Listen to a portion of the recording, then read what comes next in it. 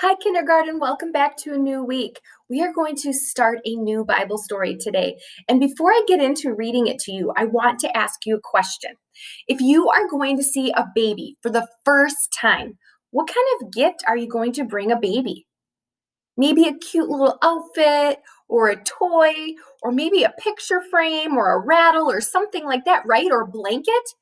Well, today we're going to talk about three special visitors who went and saw baby Jesus.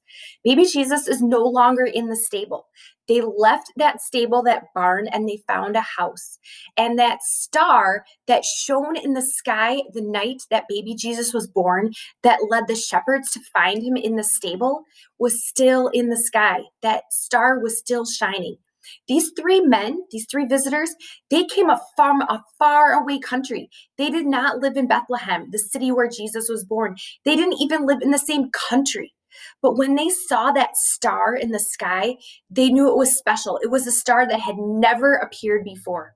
And they said, "What is the story behind this star?" So they looked through all of their books and they found out that a special king was born. And when he was born, a star was going to appear and guide people to where this king was. So they got on their camels, they packed up their food, they packed up their blankets, they packed up their clothes, and they also packed up three special gifts. I want to show you kind of an updated version of these gifts. Maybe you know what some of these gifts were, or maybe you've heard what these gifts were before. The first one was gold. Jesus was a little baby. He couldn't spend money. Here is my bag of gold. When I got married, my daddy, for a gift, he got me a whole bag of gold coins. These are real gold coins. They are worth $1. I'm going to hold them up for you. There are 50, there are $50, 50 coins in this bag. The wise men, they gave Jesus' parents, Mary and Joseph, gold. They knew that Mary and Joseph were poor, that they were going to need a way to take care of Jesus. Parents need to buy kids clothes and food, and they have to pay to keep the lights on and the heat in. You have to buy a uniform when you come to school. You need to have shoes, and your feet just keep growing and growing. So parents need money to take care of kids. And that was one reason why the wise men gave Jesus' parents money. So, gold. The second gift that they gave Jesus was incense. Now, the closest thing that I could find at my house was my bottle of perfume. Incense might be something that they burned. It might be something that was a liquid form. We don't really know what that form of incense was, but it was something that was going to smell good. It was also a very costly, a very expensive gift. So Joseph and Mary, they needed some money. If they had spent all of that gold that they had gotten in one of the other gifts, they could sell the perfume and they could use that also for taking care of Jesus. So we have gold, we have frankincense, and the last gift that they gave Jesus was myrrh. Myrrh was kind of a cream, an ointment that they could use if Jesus ever got hurt. It was a medicine that you could rub on top of your owies, your cuts, your scrapes, your scratches, your rashes that would help your body heal. So here is my tube of cream. When Hannah and Elijah get a cut, I will put this on there with a Band-Aid to try to keep out the germs so that they don't get sicker and it doesn't get infected. And that was another gift that the wise men gave to baby Jesus: gold, frankincense, and myrrh. I want to read the story for you today from our kids' devotion book, my children's Bible. The devotion book is called The Wise Men. Maybe you'll learn something new that we haven't talked about yet in this story. Far away from Bethlehem, some wise men saw a shining new star in the night sky.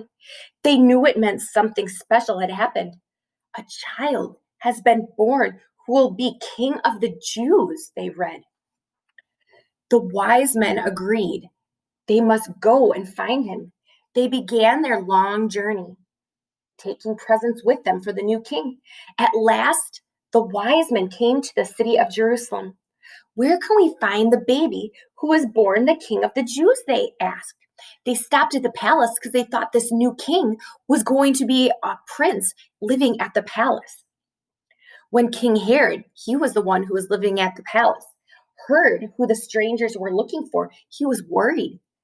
He was already king of the Jews and didn't want someone else taking over his job. So he called his priests and asked them about the baby. They said the baby could be found in Bethlehem. So King Herod had a secret meeting with the wise men. I would like to see this baby too, he told them. Come back when you have found where he is and tell me where I can find him. The wise men left Jerusalem and followed the star all the way to Bethlehem. When it came to the place where Jesus lay, the star came to a stop. They went inside and knelt down beside the baby. They gave him presents of gold, the sweet smelling frankincense, and a special ointment called myrrh. Then they crept quietly that way home. That's where we're going to end because we're going to continue the story in a little bit. They didn't go back to Herod, though, and that's the continuation of our story. So Jesus is our best gift, but we can give Jesus gifts too. What's a gift that you could give him? You can't really give him gold and perfume and ointment today, but you can give him your heart. You can give him your love. When you show love to other people, that's a gift to Jesus. When you're saying your prayers and doing your devotions, that's giving your heart to Jesus. And those are ways that Jesus can strengthen your faith and he grows in your relationship with him and he brings you closer to him. Let's say a prayer to our newborn King. Repeat after me. Dear Jesus, you are the best gift. You are the best gift. I can never give you a gift.